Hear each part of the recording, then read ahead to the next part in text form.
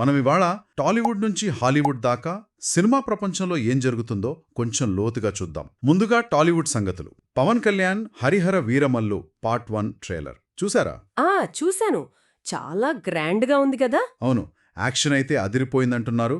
ఫ్యాన్స్కైతే పండగే. జూలై 24, 2025 అంటున్నారు రిలీజ్. అవును. నిజమే. ఇది పవన్ కళ్యాణ్కి చాలా ముఖ్యమైన సినిమా. భారీ బడ్జెట్, పీరియడ్ డ్రామా. అంచనాలు కూడా అలాగే ఉన్నాయి. సరే, అలాగే ఇంకో మెగా న్యూస్. చిరంజీవి గారి మెగా 157. దాని గురించి కూడా విన్నాను. అనిల్ రావిపూడి డైరెక్షన్ కదా. అవును, నయనతార, క్యాథరిన్ థ్రెసా కూడా ఉన్నారట. కథ ఏంటంటే ఏదో మ్యాజికల్ ఎలిమెంట్స్తో ఒక ఫ్రెష్ లవ్ స్టోరీ అని టాక్. ఓ, ఇంట్రెస్టింగ్.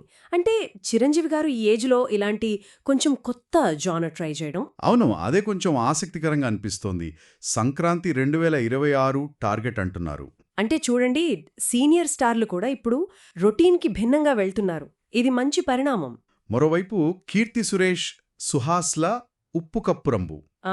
అది అమెజాన్ ప్రైమ్లో వచ్చింది కదా, జూలై 4న. అవును, విలేజ్ బ్యాక్డ్రాప్ కామెడీ డ్రామా. చూసిన వాళ్ళు బాగుందంటున్నారు. ఇంకోవైపు కుబేరా, ధనుష్, నాగార్జున. ఇది మాత్రం బాక్సాఫీస్ దగ్గర బాగా ఆడింది. అవును, నిజమే. కలెక్షన్స్ కూడా బాగా వచ్చాయి. ప్రపంచవ్యాప్తంగా దాదాపు 129 కోట్లు అంటున్నారు. అంటే 2025లో ఇప్పటివరకు 3వ హైయెస్ట్ గ్రాసర్ అట తెలుగులో. దీని వెనుక ఖచ్చితంగా స్టార్ పవర్ ఉంది, కానీ బహుశా కంటెంట్ కూడా కనెక్ట్ అయి ఉంటుంది. అయితే ఉప్పు కప్పురంబు లాంటివి నేరుగా ఓటీటీకి వెళ్లడం. కరెక్ట్. అంటే థియేటర్కి వెళ్లాలా, ఓటీటీలో చూడాలా అనేది కంటెంట్ని బట్టి, స్కేల్ని బట్టి డిసైడ్ అవుతోంది ఇప్పుడు. సరే, ఇక బాలీవుడ్కి వెళ్దాం. రామాయణ పెద్ద ప్రాజెక్ట్ కదా. అవును, దాని గురించే అంతా మాట్లాడుకుంటున్నారు. రీసెంట్గా డిజిటల్ లోగో, టీజర్ లాంటివి వచ్చాయి. భారీ తారాగణం, బడ్జెట్ కూడా చాలా పెద్దది అంటున్నారు. దీపావళి 2026 రిలీజ్ ప్లాన్ చేస్తున్నారు. ఇది చాలా పెద్ద విషయం అవుతుంది. ఖచ్చితంగా. ఈ మధ్య పౌరాణిక చిత్రాల ట్రెండ్ మళ్లీ పెరిగింది. కానీ ఆదిపురుష్ తర్వాత కొంచెం జాగ్రత్తగా ఉంటారు అనుకుంటా. అవును, టెక్నాలజీ వాడుతూ కథని ఎలా చెప్తారో అన్నది ముఖ్యం. ఇంకో మంచి వార్త ఏంటంటే Deepika Padukone. Hollywood walk of fame star. అవును, అది నిజంగా గ్రేట్ అచీవ్మెంట్. ఖచ్చితంగా. భారతీయ నటులకు గ్లోబల్ రికగ్నిషన్ రావడం చాలా మంచి విషయం. అలాగే అమీర్ ఖాన్ మెల్బోర్న్ ఫిల్మ్ ఫెస్టివల్కి చీఫ్ గెస్ట్గా వెళ్తున్నారు. అవును, అక్కడ ఆయన సినిమాల రెట్రోస్పెక్టివ్ కూడా ఉంటుందట. ఇవన్నీ మన సినిమాకి, మన నటులకి దొక్కుతున్న గౌరవాలు. నిజమే. సరే, కోలీవుడ్, హాలీవుడ్ సంగతులు కూడా క్విక్గా చూద్దాం. Kamal Haasan tug life. అది నెట్ఫ్లిక్స్లో వచ్చింది కదా, జూలై 3న.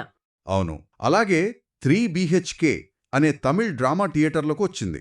ఓకే, మరి హాలీవుడ్లో M3 BHK 2.0 గురించి కొంచెం నెగటివ్ న్యూస్ ఉంది. అవునా? ఏమైంది? బాక్సాఫీస్ దగ్గర బాగా నిరాశపరిచిందట. ఎక్స్పెక్టేషన్స్కి దరిదాపుల్లో కూడా రాలేదు. ఎందుకని? బ్లమ్ హౌస్ జేసన్ బ్లమ్ ఏమన్నారంటే అసలది హారరా, కామెడీయా అనే కన్ఫ్యూషన్.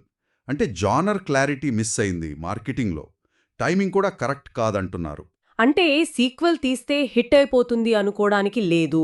అవును, కంటెంట్, మార్కెటింగు, టైమింగు అన్నీ కుదరాలి. కరెక్ట్. అదే సమయంలో హాలీవుడ్ వాక్ ఆఫ్ ఫేమ్లో లియా సలోంగా.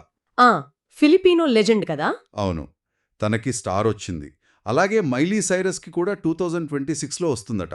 అంటే ఒకవైపు సీక్వెన్స్ ఫెయిల్ అవుతుంటే మరోవైపు టాలెంట్కి, లాంగ్ కెరియర్స్కి గుర్తింపు లభిస్తూనే ఉంది. మొత్తంగా చూస్తే చాలా జరుగుతున్నాయి కదా. ఇండస్ట్రీల మధ్య ఇంటరాక్షన్స్ పెరుగుతున్నాయి. అవును, దీపికా వాక్ ఆఫ్ ఫేమ్ లాంటివి. అలాగే కంటెంట్ డిస్ట్రిబ్యూషన్ స్ట్రాటజీలు మారుతున్నాయి. OTT, theatre. పాత కథలకి కొత్త ట్రీట్మెంట్స్, రామాయణ లాంటివి, లేదా చిరంజీవి గారి మ్యాజికల్ లవ్ స్టోరీ. ఖచ్చితంగా. స్టార్ పవర్ ఒక్కటే సరిపోదు, కంటెంట్ కూడా బలంగా ఉండాలి అని కుబేరా, M3GN2 ఫలితాలు చూపిస్తున్నాయి. అంటే ఇదంతా ఒక డైనామిక్ ప్రాసెస్లా ఉంది. అవును, నిరంతరం మారుతూనే ఉంటుంది. ప్రేక్షకుల టేస్ట్స్, టెక్నాలజీ అన్నీ ప్రభావం చూపుతాయి. సరే, వినేవాళ్లకొక చిన్న థాట్ ప్రొవోకింగ్ పాయింట్ వదిలిపెడదాం. ఒకవైపు చిరంజీవి లాంటి సీనియర్ స్టార్లు కొత్త రకం కథలు, అంటే ఈ మ్యాజికల్ లవ్ స్టోరీస్ లాంటివి చేస్తున్నారు. మరోవైపు రామాయణ లాంటి ఎపిక్స్ని మోడర్న్ టెక్నాలజీతో తీస్తున్నారు. మరి రాబోయే రోజుల్లో సాంప్రదాయ జానర్ల మీద ఆడియన్స్ ఎక్స్పెక్టేషన్స్ ఎలా మారొచ్చు? మంచి ప్రశ్న. లేదా ఇంకోలా ఆలోచిస్తే, కుబేరా హిట్ అయింది, N3.0 ఫ్లాప్ అయింది. రెండింట్లోనూ తెలిసిన ఎలిమెంట్స్ ఉన్నాయి. Star power, sequel formula. మరి ఈ రోజుల్లో గ్లోబల్ బాక్సాఫీస్ సక్సెస్కి అసలు ఫార్ములా ఏంటి? స్టార్ పవరా, జాన్రా, మార్కెటింగా లేక ఇంకేదైనా ఉందా? దీని గురించి ఆలోచించొచ్చు.